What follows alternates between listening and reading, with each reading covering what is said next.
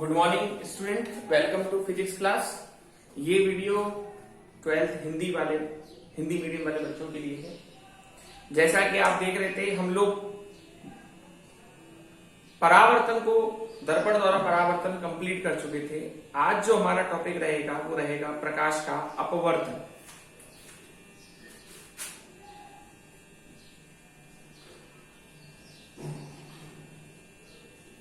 प्रकाश का अपवर्तन,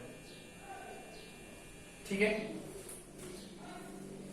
देखिए, जैसे ये आपका एक ट्रांसपेरेंट सरफेस है, पारदर्शी सतह में आप इसे यहां पर वाटर यानी कि जल ले सकते हैं।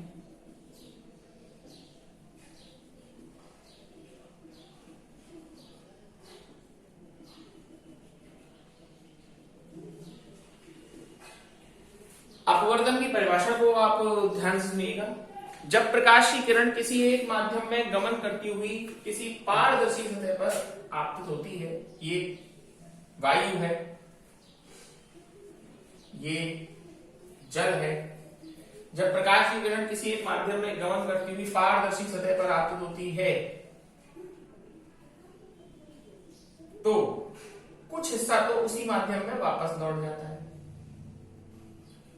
कंप्लीट नहीं, थोड़ी बहुत कुछ हिस्सा उसी माध्यम में लौट जाता है और रेस्ट जाना चाहिए था उसको इस पथ पर, लेकिन वो अपने पथ से विचलित हो जाता है। जब प्रकाश की किरण एक माध्यम में गमन करती हुई दूसरी माध्यम में किसी पारदर्शी सतह पर आपतित होती है तो वह अपने पथ से विचलित हो जाती है। इसी को ही हम प्रकाश का अपवर्तन कहते हैं, ठीक है। अब जैसे ये कौन है, ये आपका आई है और ये कौन है, आर। ये अभिलंब है, ये आपतित किरण है, ये आपतित किरण है और ये वाली अपवर्तित किरण है, ये अपवर्तित किरण है। इसी तरीके से एक और डायग्राम देखिए। जैसे ये आपका ग्लास यानी कि कांच है,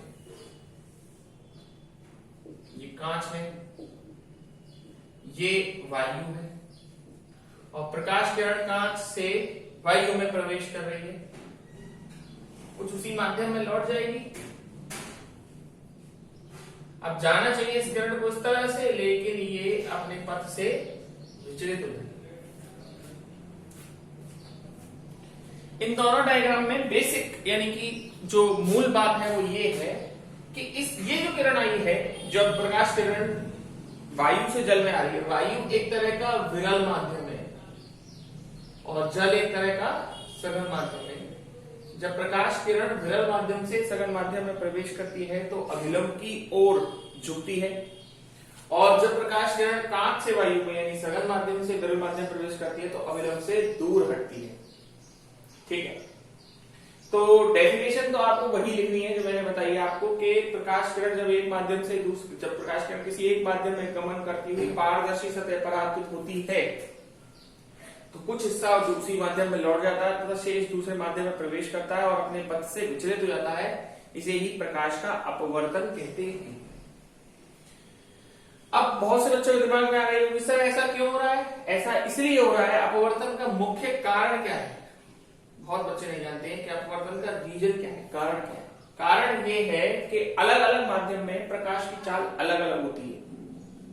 जल में प्रकाश की चाल अलग है, वायु में प्रकाश की चाल अलग है, इसीलिए ये अपने पथ से विचलित हो जाती है।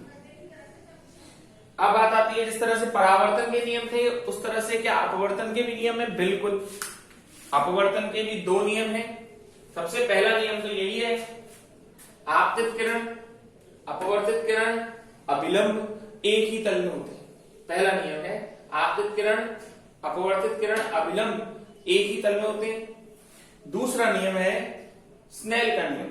स्नेल के नियम के अनुसार आपतन कोण की ज्या साइन आई और अपवर्तन कोण की ज्या साइन आर का अनुपात एक माध्यम एक नियतांक होता है जिसे एक माध्यम का दूसरे माध्यम के सापेक्ष अपवर्तनांक कहते हैं।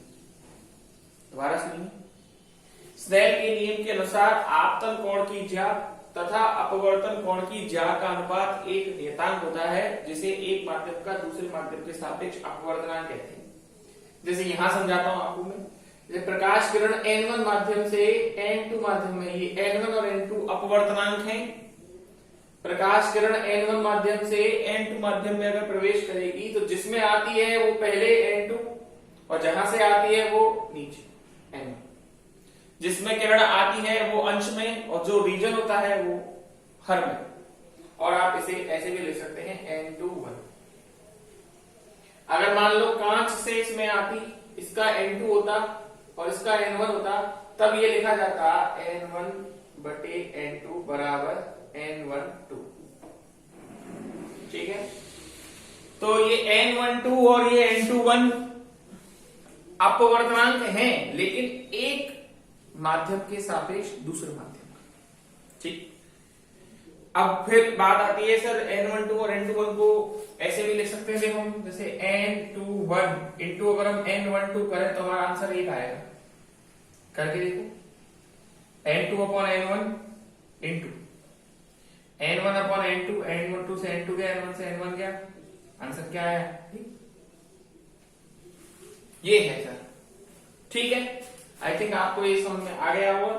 इसके बाद हम बात करते हैं अपवर्तनांक होता क्या है। अपवर्तनांक क्या होता है देखें।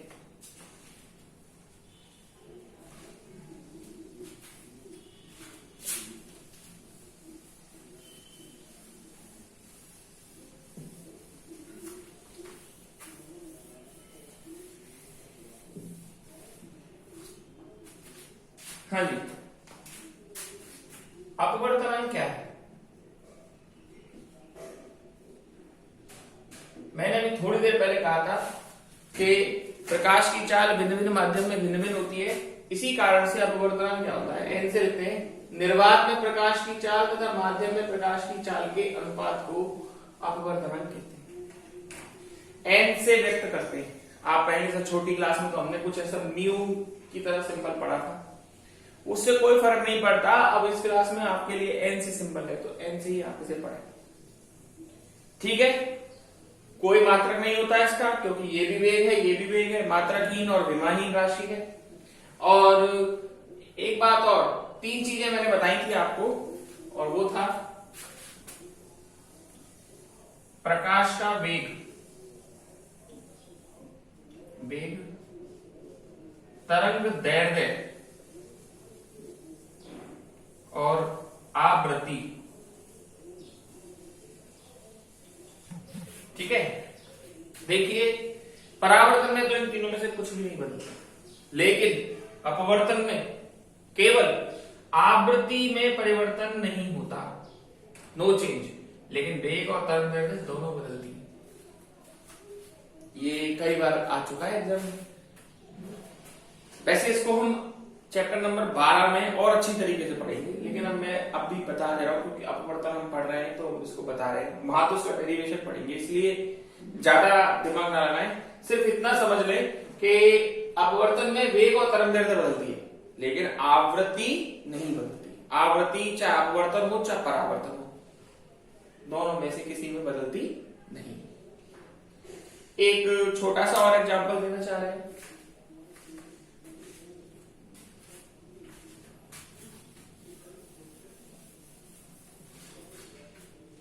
जैसे मान लीजिए तीन माध्यम है, वायु, जल और कांच। तीन माध्यम में वायु, जल और कांच, और प्रकाश की किरण पहले वायु से जल में, फिर जल से कांच में, और फिर कांच से वापस से किसमें, वायु में प्रवेश करती है। एक एग्जाम्पल के थ्रू समझा रहा हूं। तीन माध्यम है, वायु, जल और कांच। पहले प्रकाश किरण वायु से जल में, फिर जल से कांच में, फिर कांच से वायु में प्रवेश करती है। इनके अपवर्तनांक हैं N1, N2, N3। जल से वायु से जल में जाएगा तो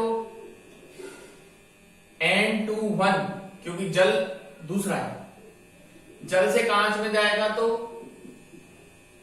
N32, बता सकते हैं क्यों आ रहा है ये N32? क्योंकि कांच का जिसमें आती है वो पहले और जो रीजन होता है वो बाद में। अब जैसे कांच से वायु में है तो वायु का N1 है और कांच का कितना है N3, तो ये आएगा N13।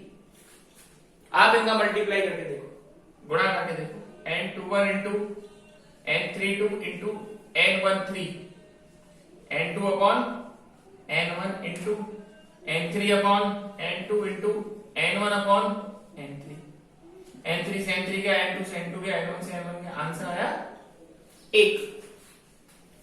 ये है इसका सिस्टम। ठीक, अपवर्तन आप लोगों की समझ में आ गया होगा। अब अपवर्तन से संबंधित मैं आपको कुछ उदाहरण करा रहा हूं, जिसमें सबसे पहला उदाहरण जो आप लोग बचपन से ही पढ़ते आए हैं, तारों का टिमटिमाना।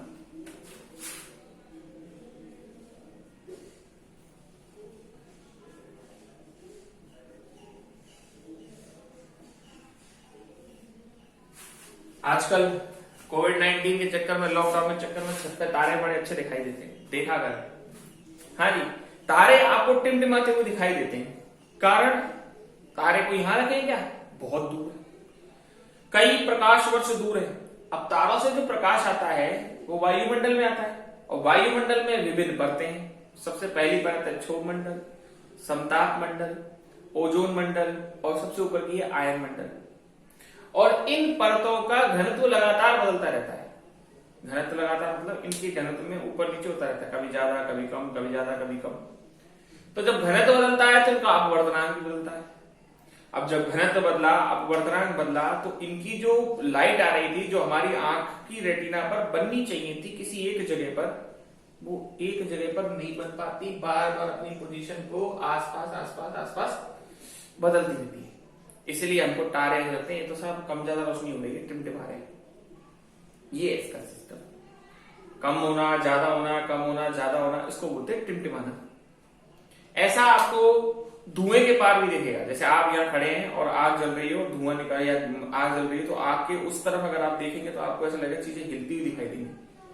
उसका भी रीजन यही है, क्योंकि आग के जो हवा आपके संपर्क में होगी उसका घनत्व तो लगातार कम ज्यादा होता रहेगा।